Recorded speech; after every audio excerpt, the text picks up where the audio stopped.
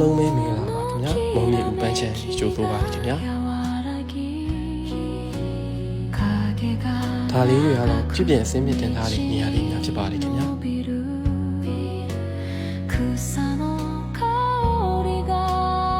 ရောင်စုံပန်းခင်းများနဲ့အတူပန်းပွဲတော်ကျင်းပဖို့အတွက်ပြည့်ပြည့်နေလို့များဖြစ်ပါတယ်ခင်ဗျာ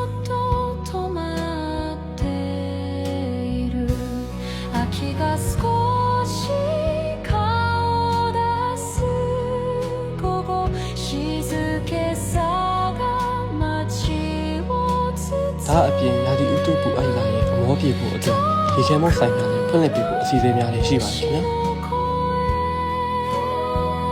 ဒါကတော့ cherry ပန်းလန်းများဖြစ်ပါတယ်ခင်ဗျာကျွန်တော်တို့နောက်နေ့စောင်းရည်လောက်ဆိုရင် cherry ပန်းများဝေးဆဆနဲ့တပုတ်ရိုက်ဖို့အရန်ကောင်းတဲ့နေရာလေးပဲဖြစ်ပါတယ်ခင်ဗျာ